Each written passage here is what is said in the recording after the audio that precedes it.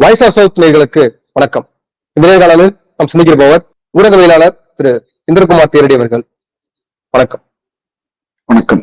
உத்தரப்பிரதேச 10 தொகுதிகளுக்கான இடைத்தேர்தல்கள்ல 7 தொகுதிகள்ல சமாஜ்வாடி கட்சி போட்டியிடுகிறது. மீதமுள்ள 3 இடங்கள்ல காங்கிரஸ் கட்சி போட்டியிடுகிறது. இதுல நாடாளுமன்ற தேர்தலில் எப்படி ஒரு இந்தியா கூட்டணி ஒற்றுமையா இருந்தாங்களோ அதே ஒற்றுமையை இந்த இடைத்தேர்தல்களையும் பார்க்க முடியுது. யோகி ஆதித்யநாத் அவருடைய தலை தப்புமா அப்படின்ற ஒரு கேள்வி இருக்கு. நீ எப்படி இத பார்க்கிறீங்க? இப்போ நடைபெற இருக்கின்ற இந்த இடைத்தேர்தல் இதற்கு முன்பு நடைபெற்ற நாடாளுமன்ற தேர்தல்ல இருந்து வரலாம் நினைக்கிறேன். 2024 நாடாளுமன்ற தேர்தல்ல ஒரு படுதோல்வியைத்தான் உத்தரப்பிரதேசத்துல பிஜேபி சந்திக்க நேர்ந்தது. அவங்க இவ்வளவு அதிகமான இடங்கள்ல சமாஜ்வாதியும் காங்கிரஸும் ஜெயிப்பாங்கன்னு எதிர்பார்க்கல. குறிப்பா காங்கிரஸ் 6 இடங்கள்ல ஜெயிக்கிறாங்க அப்படின்றது அவங்களால ஜீரணிக்க முடியாத ஒன்று. துடைத்து எரியப்பட்டு விட்டது அப்படின்னு நினைத்துக் கொண்டிருந்த காங்கிரஸ் கட்சி அங்க 6 இடங்கள்ல வெற்றி பெறுகிறார்கள் அப்படின்றது அவங்களுக்கு ரொம்ப பேரதிர்ச்சியாக சேரும். இப்போ அந்த தோல்வி உண்மையிலேயே யார் காரணம் அப்படின்றது ஒரு டிபேட்டாக மாறுது. யோகி ஆதித்யநாத்தா அல்லது பிரதமர் நரேந்திர மோடியா அப்படின்னு அங்க இருக்கக்கூடிய பத்திரிகையாளர்கள்ட்டையும் அல்லது அரசியல் விமர்சகர்கள்ட்டையும் பேசும்பொழுது தெரிய வர்றது என்னன்னா, அந்த கேண்டிடேட் செலக்ஷன் முழுக்க அமித்ஷாவும் மோடியும் சேர்ந்துதான் செஞ்சிருக்கிறாங்க. அந்த மாநில பாஜக தலைவர் பூபேந்திர சிங் சௌத்ரி, அப்புறம் துணை முதலமைச்சர் கேசவ் மௌரியா, இவர்கள் எல்லாம் தான் அந்த கேண்டிடேட்ஸை சூஸ் பண்ணியிருக்காங்க அவங்களுக்கு ஏற்ற நபர்களாக. யோகி ஆதித்யநாத்தினுடைய கண்கரன்ஸ் அதில் குறைவாகத்தான் இருந்திருக்கிறது. அப்போ கேண்டிடேட் செலக்ஷனே இவங்க தான் பண்றாங்க போது உங்களுடைய கேண்டிடேட் தான் தோத்திருக்கிறாங்க அப்படின்றது யோகி ஆதித்யநாத் தரப்பினுடைய வாதம். இன்னொரு பக்கம் நேரடியாக டபுள் இன்ஜின் சர்க்கார் அப்படின்னு சொல்லிட்டு மோடி 3.2 அப்படின்னு சொல்லிட்டு இஸ்லாமிய உறுப்பு பிரச்சாரங்கள் மேற்கொள்வதிலிருந்து எல்லாவற்றையும் மோடியும் அமித்ஷாவும் தலைமை ஏற்று அந்த மாநிலத்துல செஞ்சாங்க. இப்போ இதுல யோகி ஆதித்யநாத்தினுடைய வீழ்ச்சியாதான் அந்த ரிசல்ட் வந்ததா அப்படின்னா அதுலதான் ஒரு விசித்திரமான ஒரு விஷயத்தை அறிய முடிகிறது. மோடியை மக்கள் வெறுக்கின்ற அளவுக்கு யோகி ஆதித்யநாத்தை வெறுப்பது இல்லை அப்படின்ற மாதிரியான கருத்துக்கள் எல்லாம் உலாவத் தொடங்குகிறது. Yogi Adityanath equally harmful. யோகியோ அல்லது மோடியோ போத் ஆர் ஈக்குவலி ஹார்ம்ஃபுல். ஏன் ஈக்குவலி ஹார்ம்ஃபுல் அப்படின்னா 2 பேருடைய அல்டிமேட் டெஸ்டினேஷன் ஒண்ணுதான். இஸ்லாமிய வெறுப்பு, ஒரு பாசிச பரப்புரையை மேற்கொள்வது, பாசிச ஆட்சியை நிறுவுவது அப்படின்றதுதான் 2 பேருடைய இலக்கு. இப்ப இந்த இலக்குல மோடி தன்னுடைய இடத்திற்கு யோகி சேர்ந்து விடுவாரோ அப்படின்ற ஒரு பயத்தை இப்போது உணரத் தொடங்கி இருக்கிறார். ஏன்னா யோகி ஆதித்யநாத் கீழே தனிப்பட்ட முறையில ஹிந்து யோகாகிரின்ற பேர்ல ஒரு இந்துத்துவ கூலிப்படையை உருவாக்கி வைத்து இளைஞர்களை எல்லாம் சீரழித்துக் கொண்டு அவர்களின் மூலமாக கலவரங்களில் ஈடுபட்டு தன்னை ஒரு மாஃபியாவாகவே வளர்த்து கொண்டு இப்போ இந்த இடத்துக்கு சேர்ந்திருக்கிறார். இப்போ ஹிந்து யுவாகினி அங்க என்ன வேலை செய்கிறது அப்படின்றதெல்லாம் அதற்கு அடுத்து போயிருது. அப்போ தொடர்ந்து ஒரு பெரிய மாஃபியாவாக, ஒரு பாசிஸ்டாக, ஒரு சத்திரிய பெருமை பேசிக்கொண்டு இந்துக்களின் பாதுகாவலராக தன்னை முன்னிறுத்தி கொண்டு இன்னொரு பக்கம் இஸ்லாமிய வெறுப்பை பேசிக்கொண்டு ஒரு தீவிரமான மல்டி டைமென்ஷனல் மாஃபியாவா இவர் உருவெடுக்கிறார். அதாவது அரசியல், ஆன்மீகம், ரவுடித்தனம் இந்த எல்லா கோணங்கள்லையும் தன்னை ஈஸ்டர்ன் உத்தரப்பிரதேஷ் டிஸ்ட்ரிக்ட்ஸ்ல வளர்த்துக் கொள்கிறார். கோரக்பூரை சுற்றி இருக்கக்கூடிய மாவட்டங்கள்ல அந்த இடத்துல இருந்துதான் இப்ப யோகி ஆதித்யநாத் இங்க சேர்ந்திருக்கிறார். அப்போ தன்னுடைய இடத்தை யோகியால ஈஸியா ரீப்ளேஸ் பண்ணிட முடியும். அதே போல RSS பூரணமான ஒப்புதல் யோகி ஆதித்யநாத்துக்கு இருக்கிறது அப்படின்றது மோடிக்கு நன்றாகவே தெரிகிறது. அதனால யோகி ஓரம் கட்டும் வேலை நடக்கிறது. இப்போ கடந்த தேர்தல் மோடிக்கு கிடைத்த தோல்வி அப்படின்றது எல்லோரும் ஏற்றுக்கொள்கின்ற ஒரு விஷயம்.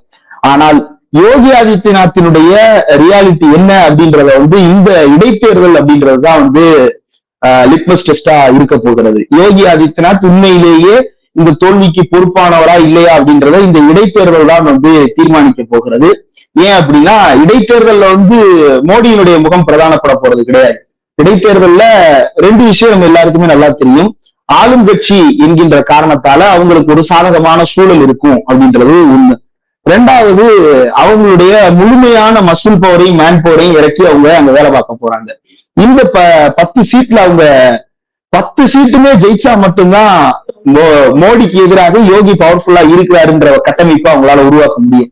இந்த 10 சீட்ல ஒரு 4 சீட்டு தோற்றால் கூட காங்கிரசும் சமாஜ்வாதியும் ஒரு எழுச்சி பெற்ற உணர்வையும் யோகி ஆதித்யநாத் தலைமையிலான அரசு தான் பின்தள்ளப்படுகிறோம் அப்படின்ற உணர்வையும் பெறுவதுதான் இந்த தேர்தல் களத்தினுடைய யதார்த்தமாக இருக்க போகிறது. இந்த தேர்தல் களத்துல இப்பதான் நாடாளுமன்ற தேர்தல் நடந்து முடிந்திருக்கிறது. அதனால மக்கள் மனநிலையிலும் கூட ஒரு பெரிய மாற்றம் இருக்காது அப்படின்னு நினைக்கிறேன். ஏன்னா இது ஒரு கண்டினியூட்டியா தான் நடக்குது. இந்த கண்டினியூ நம்ம ஏற்கனவே நடைபெற்ற பல்வேறு மாநிலங்களில் நடைபெற்ற இடைத்தேர்தல் உள்ளிட்ட விவகாரங்கள்ல பார்த்தோம். வெயிட் பண்ணி பார்ப்போம் எப்படி ரிசல்ட் வருதுன்னு. அதாவது தொடர்ச்சியான இதுல யார் இந்த நாடாளுமன்ற தேர்தலை ஒட்டி பார்க்கும் பொழுது அந்த தோல்விக்கு யார் காரணம் அப்படின்னா மோடியா யோகி ஆதித்யநாத் தான் பார்க்கும் பொழுது இங்க ஒரு 15 பக்க அறிக்கையை நிர்வாகிகள் போயிட்டு தலைமையில கொடுக்குறாங்க. அந்த 15 பக்க அறிக்கையில குறிப்பா பேப்பர் லீக் தான் முக்கிய பிரதான பிரச்சனையா உருவெடுக்குது. அப்போ யோகி ஆதித்யநாத் ஒரு பார்ட் பிளே பண்ணிருக்காரு தானே இப்போ நாடாளுமன்ற தேர்தலில் அவருடைய தோல்விக்கும் அது காரணம் தானே? இல்ல, யோகி ஆதித்யநாத்துக்கு பொறுப்பு இல்லாமல் இல்ல, யோகி ஆதித்யநாத் மட்டுமே பொறுப்பாளியாக அந்த இடத்துல இருந்து நீக்கம் செய்யப்படுகிறாரா? அப்ப யோகி ஆதித்யநாத்துக்கு பொறுப்பு இருக்குன்னா அதே ஈக்குவல் பொறுப்பு மோடிக்கும் இருக்குல்ல.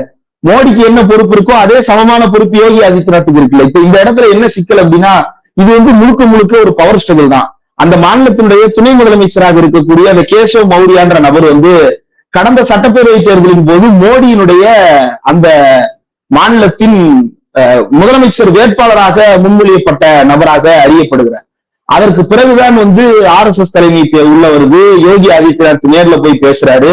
இவ்வளவு சந்திப்பு நடந்த பிறகுதான் யோகி ஆதித்யநாத் மீண்டும் அந்த மாநிலத்தினுடைய முதலமைச்சர் வேட்பாளராக முன்மொழியப்படுகிறார். கேசவ் மௌரியா அதற்கு பிறகு சாட்டிஸ்ஃபை பண்ணணும் அப்படின்றதுக்காக அவங்கள ஒரு துணை முதலமைச்சர் பதவியில உட்கார வைத்திருக்கிறார்கள். இப்ப இந்த கேசவ் மௌரியா தான் கேபினட் மீட்டிங்கை புறக்கணிப்பது, ஒரு ரெபலாக யோகி ஆதித்யநாத்துக்கு எதிரான ஒரு ரெபலாக தனிநபர் ஆவர்த்தனம் செய்து கொண்டிருக்கிறார். தனிநபராக மட்டுமல்லாமல் அவர் எனக்கு மோடியின் ஆதரவு இருக்கிறது, அமித்ஷாவின் ஆதரவு இருக்கிறது அப்படின்னு சொல்லிட்டு அவரும் அந்த மாநில பாஜக தலைவரும் 2 பேராக தனித்தனியாக ஆவர்த்தனம் செய்து கொண்டிருக்கிறார்களே தவிர அவங்களால யோகியினுடைய கேபினெட்ல இருந்து ஒரு 10 பேரை புறக்கணிக்க வச்சிருக்கணும்ல. உண்மையிலேயே இது மாநில அரசியலுக்கும் உள்ளுக்குள்ள நடக்கிற இந்த பஞ்சாயத்துக்கும் இந்த ரிப்போர்ட்டுக்கும் தொடர்பே கிடையாது. இந்த ரிப்போர்ட் முழுக்க முழுக்க எதற்காக உருவாக்கப்பட்டிருக்கு அப்படின்னா யோகி ஆதித்யநாத் இடத்தை யாரை வைத்து நிரப்ப போறோம் அல்லது யோகி ஆதித்யநாத்தை எப்படி ரீப்ளேஸ் பண்றது, அந்த இடத்துல எப்படி அப்புறப்படுத்துறதுன்றதுக்காக தான் இந்த ரிப்போர்ட்டும் இந்த அரசியலும் முழுக்க முழுக்க செய்யப்படுகிறது. அப்போ மக்கள் அரசியலுக்கெல்லாம் வெளியே இது பிஜேபி தலைமைக்குள்ள நடக்கக்கூடிய பவர் பாலிடிக்ஸ். இந்த பவர் பாலிடிக்ஸுக்குள்ள உண்மையிலேயே யோகிக்கு எதிரான வலிமை உள்ளவர்களாக இந்த கேசவ் மௌரியாவோ அல்லது பூபேந்திர சிங் சௌத்ரியோ இருப்பார்களே, ஆனால் அவங்க கேபினெட்டை தனியா புறக்கணிச்சிருக்க மாட்டாங்க. அவங்க எப்படி புறக்கணிச்சிருக்கணும், கேபினெட்ல இருக்கக்கூடிய ஒரு 10 மந்திரியை போக விடாம தான் பக்கத்துல நிப்பாட்டி இருக்கணும்.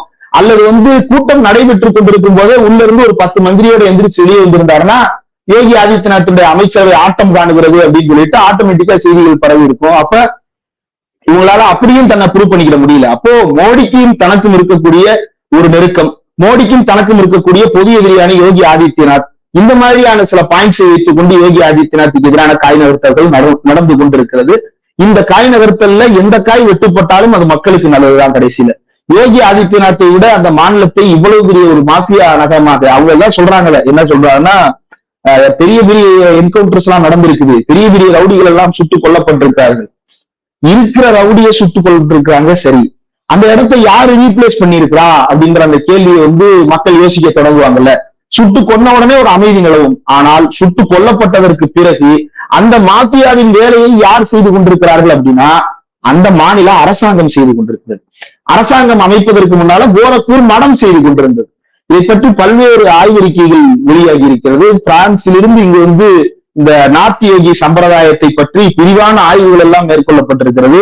அதுல இந்த யோகி ஆதித்யநாத்தை பற்றி குறிப்பிடும் பொழுது என்ன, அதாவது சதுர்வேதி அப்படின்னு இந்தியாவை சேர்ந்த ஒரு எழுத்தாளர் எழுதுறாரு என்னன்னா, பிசினஸ் மேனுக்கெல்லாம் அதாவது தொழில் முனைவோர்களுக்கெல்லாம் வெறும் மாஃபியாவை விட ஒரு பொலிட்டிக்கல் மாஃபியா கன்வீனியன்டா இருக்கு.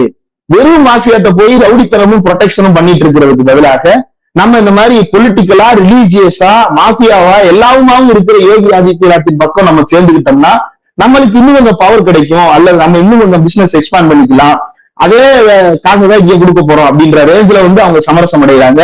அப்போ அந்த இடத்துல இருந்துதான் யோகி ஆதித்யநாத் பவர்ஃபுல்லா எமர்ஜ் ஆகிறார். அப்போ மாஃபியா ஒழிப்பு அப்படின்றது அல்லது ரவுடி ராஜ்யம் ஒழிப்பு அப்படின்றது ரவுடிகள் இல்லாமல் செய்வதற்காக அல்ல, தனக்கு போட்டியா வேற ரவுடி இருக்கக்கூடாதுன்றதுக்காக தானே தவிர ரவுடி இருக்கக்கூடாதுன்றது இல்லை.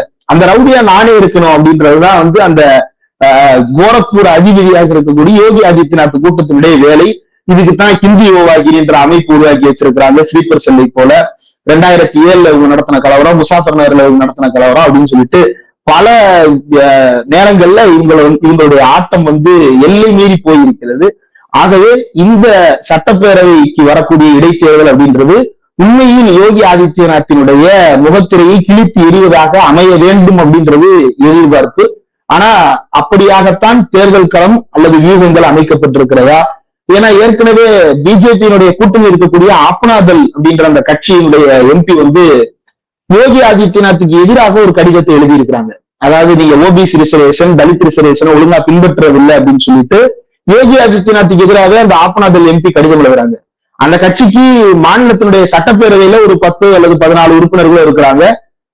நாடாளுமன்றத்துல ஒரே ஒரு உறுப்பினர் தான். ஆனா அந்த ஒரு உறுப்பினருக்கு ஒன்றிய சுகாதாரத்துறை இணையமைச்சர் பதவி போட்டு கொடுத்திருக்கிறாரு மோடி. அப்ப அந்த நபர்களுடைய செல்வாக்கு அந்த மாநிலத்துல அல்லது அந்த பகுதியில எவ்வளவு முக்கியமானதாக இருக்கும் அப்படின்றத நம்ம தனியா விளக்க வேண்டிய தேவையில்லை.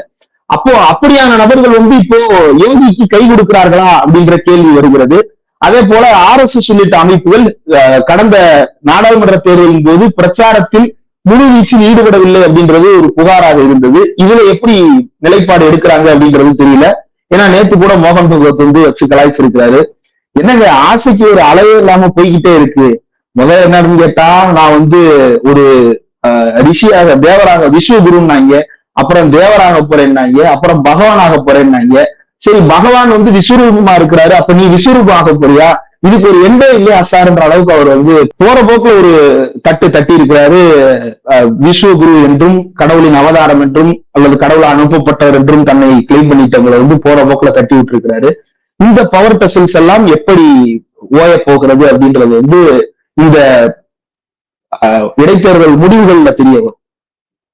இந்த நீங்க சொன்னது சுட்டிக்காட்டுறது போல மோகன் பகவத் RSS யோகி ஆதித்யநாத்துக்கு சப்போர்ட்டரா இருக்காங்க அப்படின்னு ஒரு புறம் இருக்கு. இன்னொரு புறம் பாஜகக்குள்ள பவர் பாலிடிக்ஸ் இருக்கு அப்படின்ற ஒரு விஷயம் போயிட்டு இருக்கிறத பார்க்கிறோம். அப்போ பொதுவாக ஒரு விஷயம் சொல்லுவாங்க இல்லையா, RSS காரர்கள் கரசேவகர்கள் அவங்களுடைய இலக்கு நோக்கி பயணிப்பாங்க. அவங்களுக்குள்ள இருக்கக்கூடிய பிரச்சனைகளை இடர்பாடுகளை பெருசா எடுத்துக்க மாட்டாங்க. அவங்களுடைய இலக்கு அதை நோக்கிதான் பயணிக்கிறதா அவங்களுடைய முதல் லட்சியமாகவே இருக்கும் அப்படின்லாம் சொல்லுவாங்க இல்லையா. இப்போ அது இல்லையா அவங்களுக்குள்ள?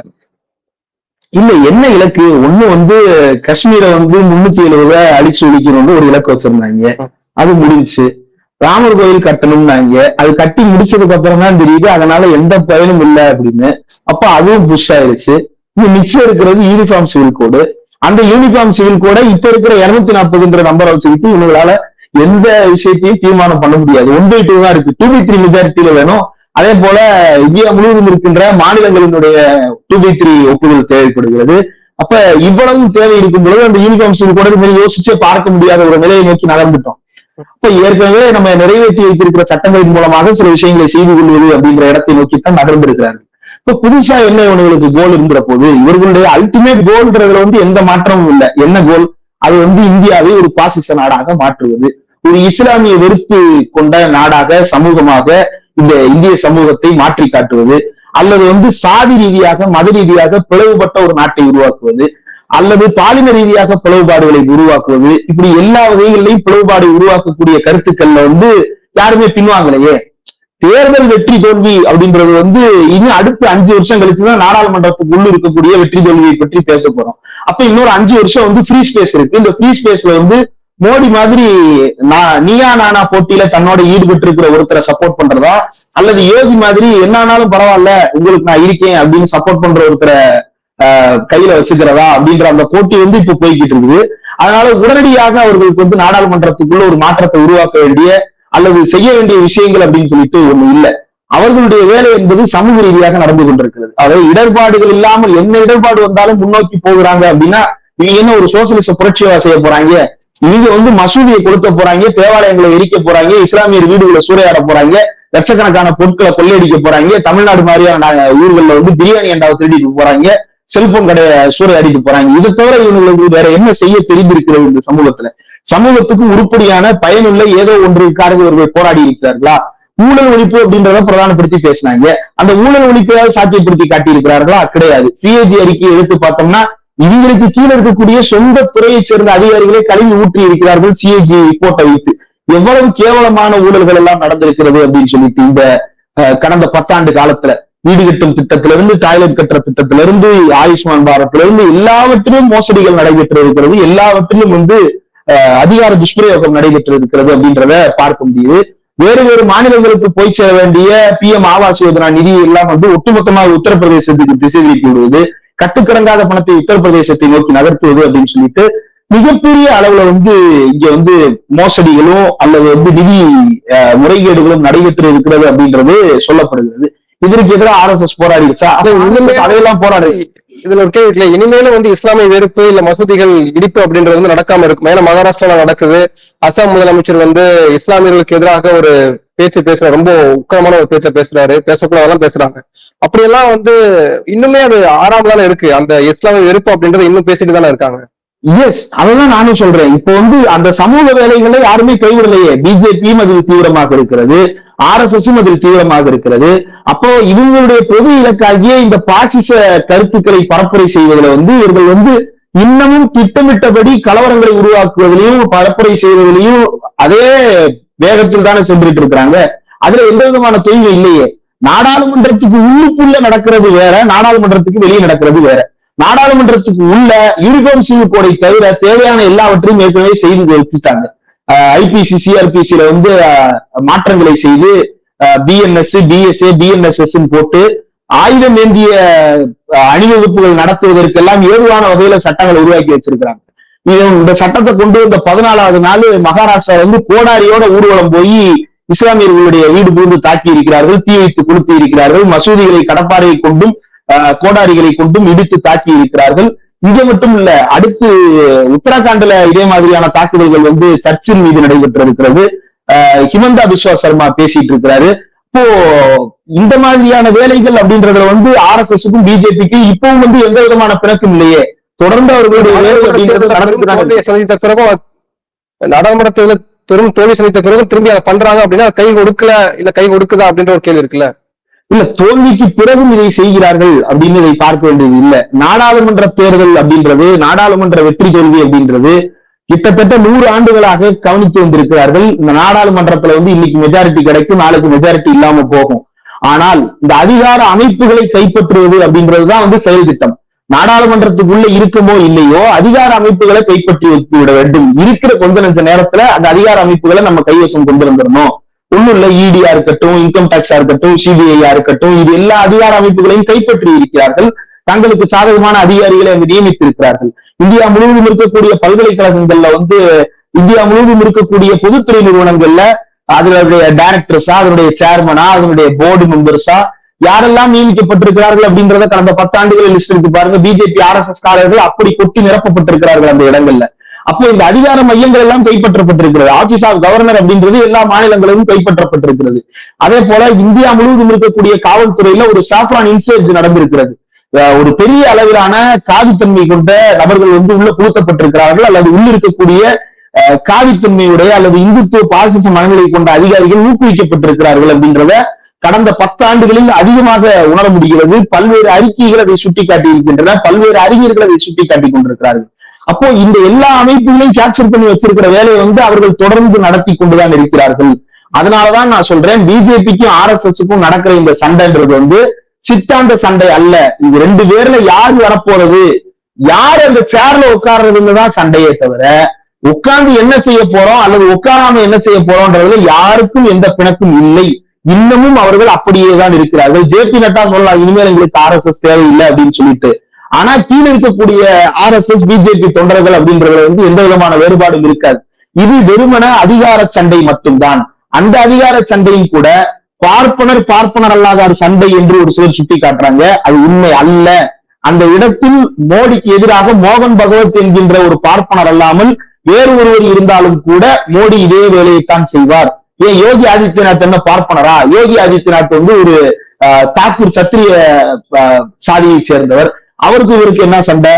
அப்போ இந்த இடத்துல மோடி போடுறது அப்படின்றது ஒரு நான் பிராமின் ஃபைட் கிடையாது. மோடி இப்போது நடத்தி கொண்டிருப்பது அப்படின்றது தன்னுடைய தனிநபர் செல்வாக்கு. அதானிக்கும் தனக்கும் இருக்கக்கூடிய நெருக்கத்தில் இன்னும் நம்ம எப்படி வளரலாம், அதானிக்கு இன்னும் நம்ம செஞ்சு கொடுக்கலாம் அப்படின்றதுதான் அவருடைய நோக்கமா இருக்கே தவிர பார்ப்பனர் சண்டை என்பதோ அல்லது சித்தாந்த சண்டை என்பதோ பிஜேபிக்கும் RSSக்கும் எப்போதும் இருந்தது கிடையாது. இதற்கு முன்பு வாஜ்பாய் அரசாங்கம் நடந்த போதும் கூட அப்போது இருந்த RSS தலைவர்கள் பிஜேபி அரசாங்கத்தை விமர்சித்து பேசியிருக்கிறார்கள். ஏன் பேசுறாங்க அப்படின்னா அது அந்த பவர் பாலிடிக்ஸுக்காக பேசுறதுதானே தவிர சித்தாந்த ரீதியில் எந்த சண்டையும் இல்லை இவர்களுக்குள்ள. நீங்க சொல்றது போல பவர் பாலிடிக்ஸ் தான் அவங்க பிரச்சனை, அவங்களுக்கு சித்தாந்த பிரச்சனை இல்லை அப்படின்றப்போ அது கிளியரா இருக்குன்றப்போ இந்தியா கூட்டணி வெறுமனவே வந்து ஒரு கூட்டணி நாங்க அமைச்சிட்டோம், அது வலுவான கூட்டணியாக இருக்கு, நாங்க ஒற்றுமையா இருக்கிறோம்ன்றது மட்டும் காமிச்சா போதுமா? அவங்களும் அந்த ஐடியாலஜிக்கல் வார் செய்ய வேண்டிய அவசியம் இருக்கு இல்லையா? அது எந்த அளவுக்கு நிச்சயமா அதுல வந்து ஒரு பெரிய முன்னேற்றம் இருக்கிறது. அதாவது வெகுஜன கட்சிகளை பொறுத்த வரைக்கும், அரசியல் கட்சிகளை பொறுத்த வரைக்கும் அவர்கள் வந்து இயக்க செயற்பாட்டாளர்களை போல அல்லது வந்து ஊடகவியலாளர்களை போல அவர்களால வந்து பேசிட முடியாது அல்லது செயல்பற்ற முடியாது. அவங்க தேர்தல் களம் அப்படின்னு வரும் பொழுது சாதி அங்கு ஒரு கணக்காக இருக்கிறது, மதம் அங்கு ஒரு கணக்காக இருக்கிறது. அப்போ இவங்க எல்லாரையும் கன்வின்ஸ் பண்ற முறையில இந்த பாசிசத்துக்கு எதிரான போராட்டத்தை அவர்கள் பேச வேண்டிய ஒரு சூழ்நிலை இருக்கிறது. ஒண்ணும் இல்ல, நீட் விவகாரத்தை எடுத்துங்க. நீட் விவகாரத்துல இன்றைக்கு அகிலேஷ் யாதவுக்கும் ராகுல் காந்திக்கும் அவ்வளவு ஒரு தெளிவான பார்வை வந்து சேர்ந்திருக்கிறது. 10 வருடமாக நம்ம பேசியதனுடைய வெளிப்பாடு இன்றைக்கு அவர்கள் அதை பேசுகிறார்கள். மாநிலத்திற்கான உரிமைகளை கேட்டு போராட்டம் நடத்தி கொண்டிருக்கிறார்கள். அப்போ இந்த புரிதல் எல்லாம் கொஞ்சம் கொஞ்சமாக வரத் தொடங்கி இருக்கிறது. சாதிகளுக்கு எதிராக ஒண்ணும் இல்ல, பிஜேபியில் நடைபெற்றுக் கொண்டிருக்கக்கூடிய இந்த சோசியல் இன்ஜினியரிங்னால வந்த கேடுகள், சோசியல் ஜஸ்டிஸுக்கு எதிரான இவர்களுடைய சோசியல் இன்ஜினியரிங் இப்போது அவர்களுக்கே கேட்டை விளைவித்துக் கொண்டிருக்கிறது. அந்த கேட்டினால் வந்ததுதான் இந்த தேர்தலில் வந்த மிகப்பெரிய ஒரு பின்னடைவும் கூட. அந்த கேடுகளை எல்லாம் எதிர்த்து இப்போது அவர்கள் உணரத் தொடங்கி இருக்கிறார்கள். ஒற்றுமையாக, அதாவது பகுஜன் அப்படின்ற வார்த்தைக்கான உண்மையான அர்த்தம் என்ன அப்படின்னா, பகுஜன் அப்படின்னா வெகுஜனம் அப்படின்னு அர்த்தம், பெரும்பான்மை மக்கள் அப்படின்னு அர்த்தம். பெரும்பான்மை மக்கள் அப்படின்னா என்ன அர்த்தம்னா பார்ப்பனர் அல்லாதார் அப்படின்னு அர்த்தம். அப்ப அந்த ரியல் பகுஜன் அப்படின்ற அந்த கான்டெக்ட்ல இன்றைக்கு ஒரு ஐக்கியம் ஏற்பட தொடங்கி இருக்கிறது. அந்த ஐக்கியம் என்பது உண்மையிலேயே சித்தாந்த ரீதியிலானதாகவும் உண்மையிலேயே களத்தில் மாற்றத்தை ஏற்படுத்துவதாகவும் இருக்கிறது. அதனாலதான் கான்ஸ்டிடியூஷன் நாடாளுமன்ற தேர்தலில் பேசுபொருளாக மாறியது, தாக்கத்தை ஏற்படுத்தியது. சாதி ரீதியான அரசியல் பேசிக் கொண்டிருக்கும் பிஜேபிக்கும் ரிசர்வேஷனுக்கும் நடைபெற்ற யுத்தமாக அது மாறி இருக்கிறது. ரிசர்வேஷன் என்பது சாதி ரீதியான உரிமை கோரல் அல்ல. ரிசர்வேஷன் என்பது எனக்கு இழைக்கப்பட்ட அநீதிக்கு எதிரான போர்க்குரல் அப்படின்றத மக்கள் உணர தொடங்கி இருக்கிறார்கள். மக்கள் உணர தொடங்குறாங்க அப்படின்னா அதற்கு அரசியல் கட்சிகள், அரசியல் அமைப்புகள் எல்லோரும் தொடர்ந்து உழைத்துக் கொண்டிருக்கிறார்கள். அப்போ இந்த கட்சிகள் வந்து இன்னும் தீவிரமாக இந்த வேலையை தொடர வேண்டும். மக்கள் இயக்கங்களும் கூட இந்த கட்சிகளுக்கு உரிய அழுத்தத்தை சரியான வகையில் கொடுத்து கொண்டே இருக்க வேண்டும். அப்போதுதான் இவங்களும் வந்து ட்ராக் மாறாம போவதற்கான ஒரு நிலை உருவாகும். இல்லாவிட்டால் சித்தாந்த குழப்பம் ஏற்படும் பொழுது மீண்டும் வந்து இவர்களும் கூட தவறான முடிவுகளை எடுப்பதற்கு வாய்ப்பு இருக்கிறது. ஆனால் பல தவறான முடிவுகளில் இருந்து பாடம் பெற்று இந்த இந்தியா கூட்டணி அப்படின்றத அமைத்திருக்கிறார்கள். இதுல வந்து பல இடையில பல பிரச்சனைகளை உருவாக்க பிஜேபி முயற்சி செய்து கொண்டே இருந்தது. அது வந்து யூபிஎஸ்எஸ் தமிழ்நாடு, பீகார்எஸ்எஸ் தமிழ்நாடு, இப்படி பல விஷயங்களை முன்னெடுக்க தொடங்கினாங்க. பட் ஆனால் எதுவுமே கை கொடுக்கவில்லை. அதை தாண்டிய ஒரு சித்தாந்த புரிதலை இவர்கள் பாசிசத்திற்கு எதிராக பேச தொடங்கி இருக்கிறார்கள். RSS பத்தின டீப் ரூட்டட் அண்டர்ஸ்டாண்டிங்கோட ராகுல் காந்தி பேசுறாரு. நேருவுக்கு பிறகு வேறு எந்த தலைவரும் RSSக்கு எதிராக இப்படியான கருத்துக்களை பேசியதே கிடையாது. அல்லது வந்து பேசுவதற்கான தேவையும் வரலாம் எடுத்துக்கலாமே. ஆனா தேவை வரும் பொழுது சரியான கருத்துக்களை RSSனுடைய அடிப்படைவாத சித்தாந்தத்துக்கு எதிராக மிக தெளிவான புரிதலோடு ராகுல் காந்தி முன்னிறுத்த தொடங்கி இருக்கிறார். அது மிக முக்கியமான ஒரு மாற்றம். அகிலேஷ் யாதவ் அந்த மாற்றத்தை சரியாக உணர தொடங்கி இருக்கிறார். VP சிங்கிலிருந்து பல பேரை இப்போது மீண்டும் மேடைகளில் பேச தொடங்கி இருக்கிறார்கள். அப்போ ஏன் இதெல்லாம் மீண்டும் வருகிறது? அப்போ மக்கள் மத்தியில் ஒரு மாற்றம் உருவாக தொடங்கி இருக்கிறது. அந்த மாற்றத்தை நாம் இன்னும் பிடிமானம் இல்லாமல் விட்டுவிடக் கூடாது அப்படின்ற நம்பிக்கையோடு அவர்கள் செயல்பட தொடங்கி இருக்கிறார்கள். வேலை வாய்ப்பு பிரச்சனை எடுத்துங்க. உத்தரப்பிரதேசல அந்த கான்ஸ்டபிள் எக்ஸாம்ல பேப்பர் லீக்கா இருக்கட்டும், பல்வேறு விஷயங்களா இருக்கட்டும், மக்கள் கொந்தளித்து எழுகிறார்கள். அந்த கொந்தளிப்பை வந்து தங்கள் பக்கம் வாக்குகளாக மாற்றக்கூடிய ஒரு இடத்தையும் நம்பிக்கையிலும் அந்த கட்சி பெற்று இருக்கிறது அப்படின்றதே ரொம்ப முக்கியமான ஒரு மாற்றம் தான். இவ்வளவு காலம் அந்த நம்பிக்கை இல்லாமல் இருந்த மக்கள் இப்போது இந்த பக்கம் நம்பிக்கை வைக்க தொடங்கி இருக்கிறார்கள். அப்படின்னா மக்கள் வந்து சும்மா ஒரு கட்சியின் மீது நம்பிக்கை வைத்து விட மாட்டார்கள். ஒரு உருப்படியான செயல்பாடு இல்லாத ஒரு கட்சியின் மீது எந்த நம்பிக்கையும் வந்து விடாது. தமிழ்நாட்டிலேயே திமுக வந்து 10 ஆண்டுகள் போராட்டத்துக்கு பிறகு மீண்டும் ஆட்சிக்கு வரும் பொழுது கவர்னருக்கு எதிரான போராட்டம், ஒன்றிய அரசுக்கு எதிரான போராட்டம், சித்தாந்தத்துக்கு எதிரான போராட்டம், இவ்வளவையும் போராடித்தான் திமுகவால வர முடிகிறது. அப்போ இதே வேலை வந்து அங்கும் நடைபெற்றுக் கொண்டிருக்கிறது. அந்த மாற்றம் இப்போது கொஞ்சம் கொஞ்சமாக நடக்க தொடங்கி இருக்கிறது. அது தொடரும் அப்படின்றதுதான் எதிர்பார்ப்பு. நன்றி. நிறைய விஷயங்களை தெளிவுபடுத்திருக்கீங்க. உங்க நேரத்துக்கு மிக்க நன்றி.